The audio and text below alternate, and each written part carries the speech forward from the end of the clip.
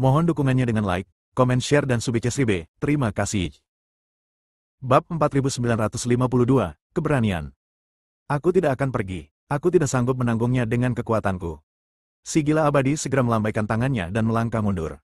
Melihat ini, Dev tidak lagi memperhatikannya, tetapi menutup matanya sedikit, dan kemudian kesadaran spiritualnya perlahan mendekati area di depan. Tidak mengetahui apa yang terjadi di dalam, Dev tidak berani masuk. Saat kesadaran Dev perlahan memasuki, wajahnya segera menjadi sangat serius, karena di area itu, Dev merasakan banyak roh jahat dengan aura pembunuh yang sangat kuat. Roh-roh jahat ini jelas lebih ganas daripada roh-roh jahat di luar dan mereka sangat kejam. Setelah menarik napas dalam-dalam, Dev tiba-tiba membuka matanya.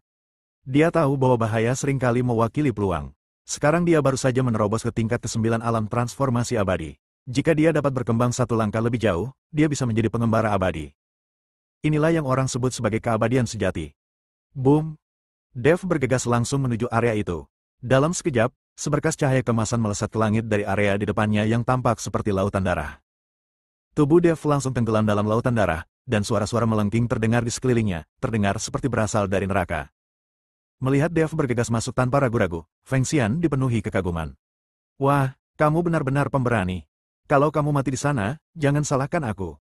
Sang abadi gila itu bergumam lirih. Tak lama kemudian, aura mengerikan menyebar ke segala arah dan sang dewa gila terus mundur. Namun tak lama kemudian, auranya ditekan oleh cahaya kemasan dan perlahan mulai kembali. Si gila abadi tampak amat terkejut. Dia tidak percaya bahwa Dev mampu menekan roh jahat yang begitu kuat. Bukankah ini terlalu keterlaluan? Sekalipun Dev memiliki darah naga emas, bagaimanapun juga, wilayah kekuasaannya hanyalah alam abadi. Sang dewa gila menatap area itu dengan saksama, sedangkan sang penguasa kota Godfly juga menatapnya dengan gugup melalui cermin perunggu. Pada saat ini, dia tidak ingin Dev mati di api penyucian. Jika Dev keluar hidup-hidup, dia dapat menemukan cara untuk mendekati Dev, atau bahkan memenangkan Dev agar bekerja untuknya. Dia bahkan berpikir untuk menggunakan putrinya untuk merayu Dev. Di daerah itu, roh-roh jahat yang menakutkan terus meletus, berdampak pada wilayah udara di sekitarnya. Merasakan roh jahat yang mengerikan, Feng Xian juga sangat terkejut. Dia tidak mengerti apakah Dev masih hidup di daerah itu.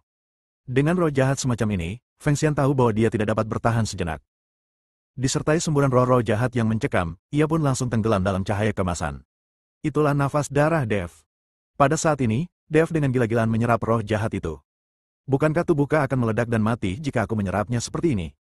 Si Godfly mengernyitkan dahinya sedikit, mengepalkan tangannya, dan merasa khawatir terhadap Dev. Anda harus tahu bahwa roh-roh jahat di daerah ini sangatlah kejam. Jika seseorang tidak dapat mengendalikan dirinya dengan baik dan menyerap terlalu banyak roh jahat, pikirannya akan terpengaruh. Jika Dev menyerap terlalu banyak energi jahat dan akhirnya dirasuki dan berubah menjadi mesin pembunuh, maka tidak peduli seberapa bagus garis keturunan Dev, itu tidak akan ada gunanya. Sekarang baik Feng Xian maupun Godfly tidak dapat melihat situasi di area itu, dan mereka tidak tahu apa yang terjadi pada Dev. Yang dapat dirasakannya hanyalah energi jahat yang terus-menerus meletus, dan kemudian ditekan oleh aura darah Dev. Situasi ini berlangsung selama sehari semalam. Si Dewa Gila dan Godfly, yang satu berada di tempat kejadian, dan yang satu lagi menonton lewat cermin perunggu, menatap dengan saksama sepanjang hari dan semalam. Boom! Dengan ledakan keras, seluruh area itu tiba-tiba meledak, dan atmosfer berdarah di udara mulai perlahan menghilang.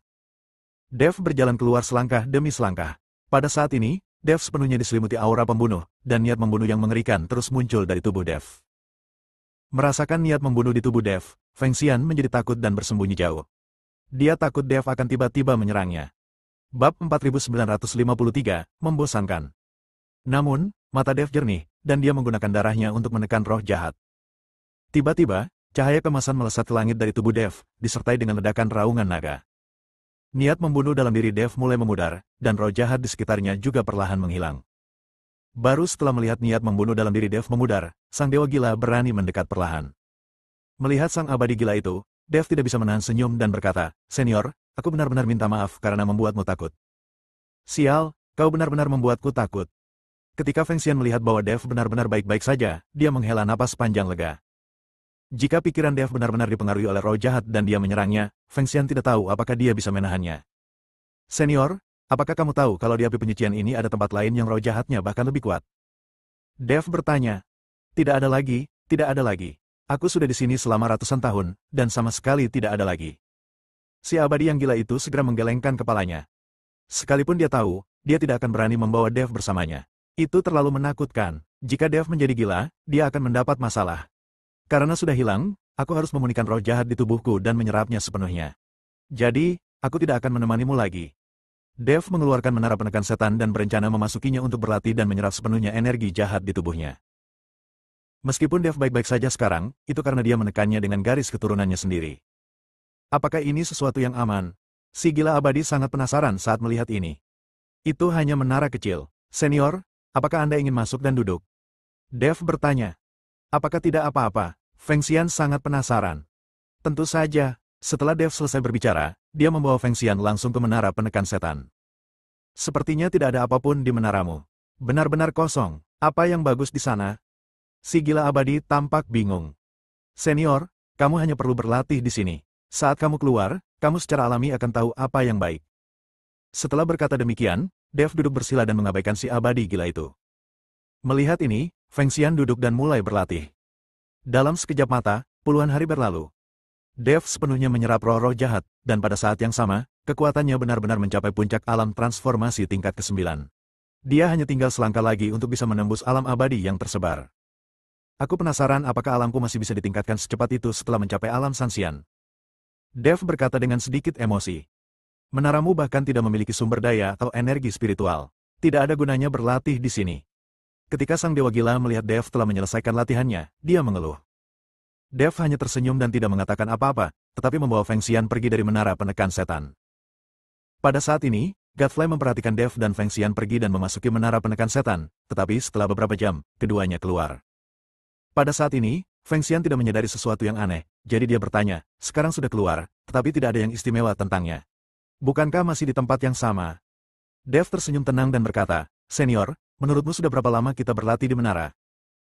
Feng Xian sedikit mengernyit dan berkata, ini pasti akan memakan waktu puluhan hari dan malam, kan? Dev mengangguk, ya, kami memang berlatih selama puluhan hari dan malam, tetapi di dunia luar ini, hanya beberapa jam yang berlalu. Apa? Si gila abadi terkejut, kau bercanda? Apakah menara milikmu ini adalah artefak waktu? Bisakah itu mengubah kecepatan waktu? 1 tahun di dunia luar setara dengan 100 tahun di dalam menara, kata Dev. Sial, si gila abadi terkejut. Maksudmu, aku sudah berada di api penyucian selama ratusan tahun. Jika aku menggunakan menaramu, itu hanya akan memakan waktu beberapa tahun saja. Itu benar. Dev mengangguk.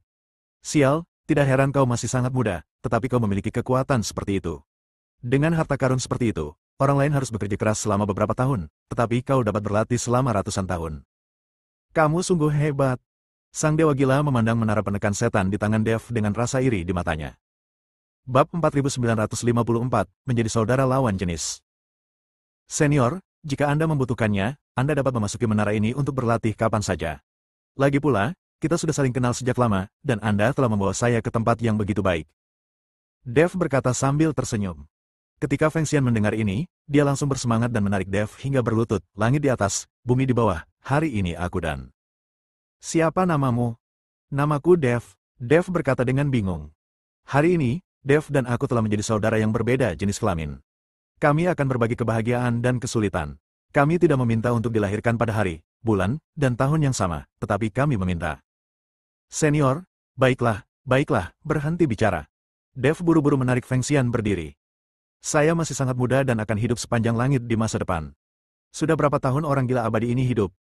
Dev tidak ingin mati di hari yang sama dengan Feng Xian. Kita sekarang bersaudara, kenapa kau memanggilku senior? Aneh sekali. Mulai sekarang, kita akan saling memanggil saudara. Setelah Feng Xian selesai berbicara, dia mengepalkan tinjunya ke arah Dev dan berkata, kakak. Ah. Dev tertegun sejenak. Bagaimana dia menjadi kakak laki-laki? Si abadi gila ini jauh lebih tua darinya, jadi bagaimana dia bisa menjadi kakak laki-laki? Kita menjadi saudara, bukan berdasarkan usia, tetapi berdasarkan kekuatan. Kamu lebih kuat dariku, jadi tentu saja kamu adalah kakak laki-lakinya. Kakak, terimalah hormatku. Sambil berkata demikian, sang dewa gila berlutut di hadapan Dev. Dev bergegas maju untuk menghentikannya, senior, kamu tidak bisa melakukan itu, kamu tidak bisa melakukan itu. Kakak, kamu tidak mengenaliku. Kalau kamu tidak mengenaliku, aku tidak akan bangun. Sang dewa gila berlutut di tanah dan berkata dengan serius. Tidak, aku mengakuinya, cepatlah bangun.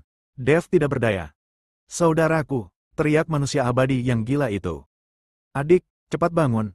Dev hanya bisa memanggilnya, adik laki-laki. Feng Xian kemudian berdiri dengan gembira. Saudaraku, jika kamu memiliki sesuatu di masa depan, katakan saja padaku. Aku masih punya muka di kota Badak. Meskipun aku telah berada di api penyucian ini selama ratusan tahun, semua orang tahu namaku, Sang Abadi yang gila. Baiklah, kalau begitu aku pergi dulu. Dev mengangguk. Godfly, yang tengah mengamati lewat cermin perunggu, pun terkesan dengan kemampuan beradaptasi si abadi gila. Orang ini benar-benar berlutut di hadapan Dev dan menjadi adiknya. Dasar tak punya nyali. Hanya demi mendapatkan senjata ajaib seseorang, kau malah mengakuinya sebagai kakakmu. Godfly mendengus dingin, lalu berteriak keras, kemarilah, siapkan susunan teleportasi, aku ingin pergi ke Purgatory Field untuk bertemu kakak tertuaku. Setelah melihat menara penekan setan milik Dev, si Godfly tidak lagi memikirkan cara menerima Dev sebagai penggantinya. Dia hanya ingin Dev menerimanya sebagai adiknya. Bahkan jika Anda dapat tinggal di menara selama 1 atau 2 tahun, itu akan meningkatkan kultivasi Anda hingga 100 tahun. Pada saat ini, di luar api penyucian, bayi yang telah menunggu Dev tampak sedikit cemas. Dia takut sesuatu akan terjadi pada Dev di api penyucian. Lagi pula, kekuatan Dev baru saja mencapai tingkat alam abadi, dan dia telah berada di sana untuk waktu yang lama. Saat bayi tengah menanti dengan gelisah, tiba-tiba sebuah cahaya putih muncul di area depan api penyucian. Lalu Godfly muncul dalam cahaya putih bersama selusin penjaga. Melihat hal ini, para penjaga api penyucian dan staf perempuan yang lebih tua berlari menghampiri dan berlutut di depan Godfly. Aku tidak tahu kalau penguasa kota akan datang. Aku pantas mati, kata staf yang lebih tua sambil gemetar. Tuan kota tidak pernah datang ke sini selama bertahun-tahun. Lagi pula, tempat ini terlalu jauh dari rumah penguasa kota. Meskipun ada susunan teleportasi, namun hal itu menghabiskan banyak sumber daya, sehingga Godfly itu jarang datang ke sini. Kedatangan yang tiba-tiba hari ini membuat banyak orang di sini merasa takut dan mereka tidak tahu apa yang sedang terjadi. Saat bayi melihat Godfly, dia juga sedikit terkejut. Dia tidak mengerti mengapa penguasa kota tiba-tiba datang ke sini. Apakah mereka yang menjalani ujian di api penyucian pernah keluar? Godfly bertanya pada anggota staf. Bersambung.